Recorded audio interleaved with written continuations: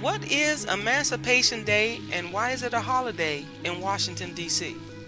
D.C. celebrates Emancipation Day every year on April 16th in honor of the signing of the Compensated Emancipation Act by President Abraham Lincoln in 1862.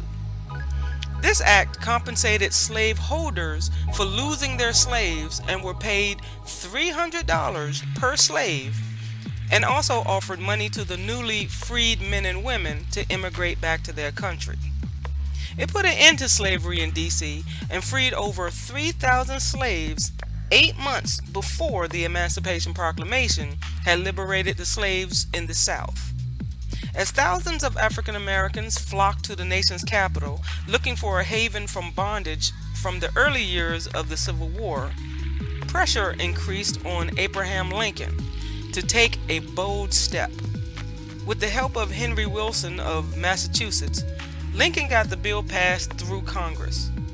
On April 16, 1862, he issued the following document.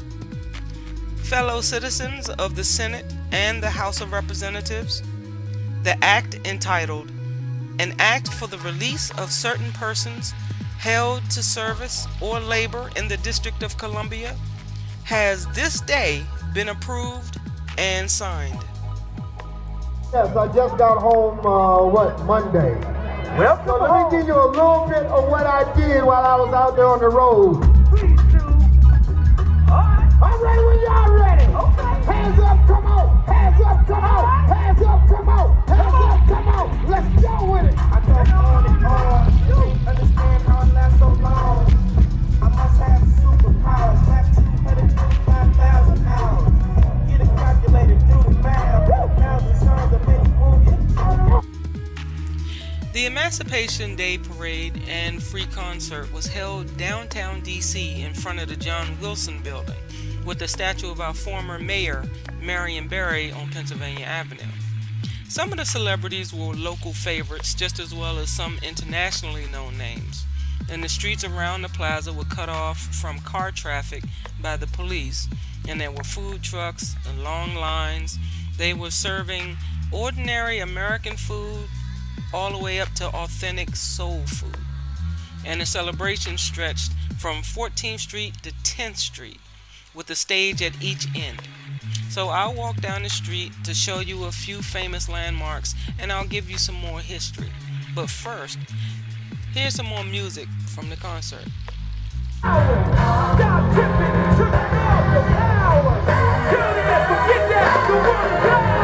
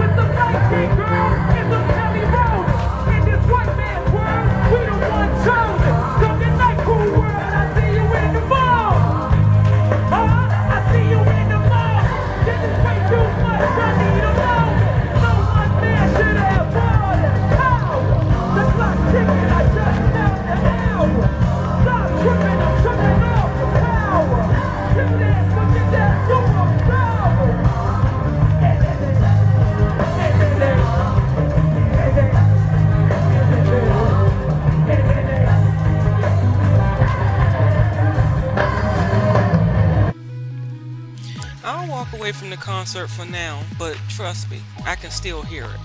A couple of blocks away is the Hard Rock Cafe, and it's been there since I was a teenager. I was a teenager over 30 years ago. Across the street is the FBI building, or more accurately called the J. Edgar Hoover building. But the building I wanted to show you is beside the Hard Rock Cafe, and that's Ford's Theater. On April 14th, 1865, Abraham Lincoln, the 16th President of the United States, was assassinated by well-known stage actor John Wilkes Booth while attending the play Our American Cousin at Ford's Theater. He died the next day on April 15th, 1865, at the house across the street, now a museum. But some of this street still remains the same as years ago, but more changes are coming to other buildings on this street not labeled historic. Here's a published text of the Emancipation Decree printed on April 16, 1862, from Frank Leslie's Illustrated Weekly, and it says, "News of Lincoln's action raced through the city. The joy of the district's black community was dramatic and profound. One black district citizen wrote to a friend in Baltimore, 'This indeed has been a happy day to me, sights I have witnessed and that I have anticipated.' He then described how he gave the happy news to two female friends of his, one of whom had an enslaved son. When I entered, they perceived that something was ahead and immediately asked me, 'What's the news?' 'The district's free,' says I, pulling out the National Republic and reading from its editorial. When I had finished, the chambermaid had left the room sobbing for joy. The slave woman clapped her hands and left the room saying, 'Let me go and tell my husband that Jesus had done all things right.' Well, the cook, who was free, retired to another room to offer thanks for a blessing sent. Should I not feel glad to see so much rejoicing around me? Were I a drinker, I would get on the jolly spree today. But as a Christian, I can kneel in prayer and bless God for the privilege I have enjoyed this day. Would to God that law applied also be to Baltimore, but a little patience and all will be well." The Anglo-African, a black newspaper published in New York, placed the event into a national perspective with an editorial that included the following words: "It was fitting celebration of the anniversary of Fort Sumter that Congress should pass a bill to emancipate the capital from the thrall of slavery forever. Henceforth, whatever betide the national, its physical heart is freed from the presence of slavery. On April 16th, it will remain a special day in the hearts of the district's black residents. On the first Emancipation Day anniversary after the end of the Civil War, the city's black community organized a huge parade. The District of Columbia Emancipation Day Parade became an annual event that continued into the early years of the 20th century." By C.R. Gibbs, historian.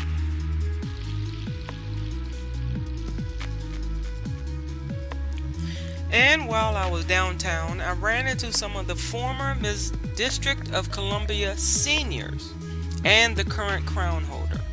Sorry I didn't ask for their names, I only asked for a picture, but I was told that there were multiple former Miss DC seniors down there, but they were sitting in the shade at the time, and one of them were 92 years old. So I didn't want to force her to stand in the heat just for me, so I settled just for these three ladies. During the Civil War, Charles Sumner, a senior senator from Massachusetts and a vocal abolitionist, asked President Lincoln, "Do you know who at this moment is the largest slaveholder in the United States?" Sumner informed Lincoln that he was the largest slaveholder because the president holds all the slaves of the District of Columbia. Sumner was referring to the fact that the federal government was empowered by the U.S. Constitution to exercise exclusive legislation over the federal district. And abolitionists used this as a way to end slavery in the nation's capital. Straight from DC.gov, it explains the slave codes meant for DC. And it says, slavery in the United States was governed by an extensive body of laws from the 1640s to the 1860s. Every slave state had its own slave code and a body of court decisions. All slave codes made slavery a permanent condition, inherited through the mother, and defined slaves as property, usually in the same terms as those applied to real estate. Slaves, being property, could not own property or be party to a contract. Since marriage is a form of a contract, no slave marriage had any legal standing. The printed slavery code was published on March 17, 1862, just 1 month before slavery ended in DC. For the freedom of DC slaves, a 3-member Emancipation Commission was established to determine who could legally claim compensation and disperse funds. The claimants had to show papers proving that they had legally owned the formerly enslaved people and were required to pledge a loyalty to the Union. Though the majority of claimants were white, there were African Americans who received compensation for their family members whose titles they had purchased in order to keep them from being sold. At the end of the compensation process, the federal government had spent close to $1 million to compensate individuals for their property. From a news article at the time, it said, African Americans responded immediately and joyously to the DC Emancipation Act and the Emancipation Proclamation. The first Emancipation Parade took place on April 19, 1866, the 4th anniversary of the DC Emancipation Act. It was a huge, joyous event which brought out close to half of the city's African American population. Thousands participated in the parade that began at Franklin Square, wound its way throughout the city, and returned to Franklin Square to listen to speeches. Many thousands more lined the main thoroughfares of the district, including Pennsylvania Avenue Northwest, to watch the parade. The Washington Bee newspaper claimed that the Emancipation Parade was the greatest event in the history of the colored race. DC Emancipation Parades continued from 1866 to 1901. The tradition of emancipation commemorations was revived in 1991, in large part due to the initiative and research of Loretta Carter Haynes, a DC native. Mrs. Haynes, an avid student of DC history and founder of Reading is Fundamental, a nonprofit literacy organization, began an annual wreath-laying ceremony in Lincoln Park at the statue of President Lincoln. Here I want to show you the documents from DC's own government website, dc.gov. First, showing the notice of intention of making DC Emancipation Day into a holiday in 2004. Then the second document shows that DC Emancipation Day has become a legal holiday as of January 4th, 2005. And lastly, here's the document showing that it's been signed into law by then Council Chairwoman Linda Kropp and then Mayor Anthony Williams.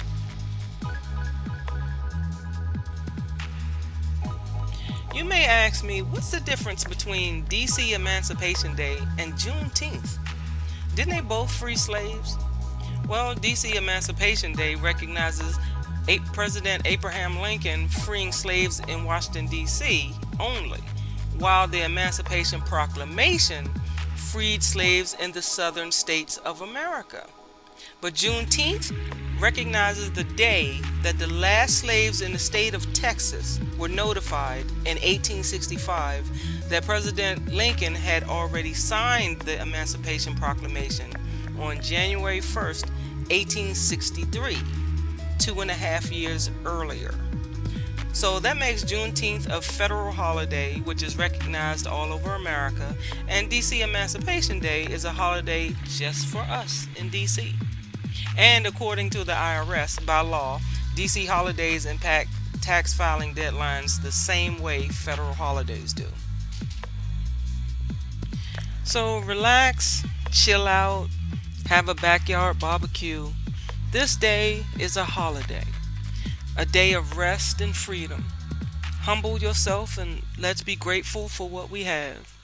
And by American law, you can't take away another person's freedom without punishment. So remember, it's not a black holiday, it's an American holiday. Thank you for hanging out with me. I'm Dickie D in DC, and I will see you in the next video.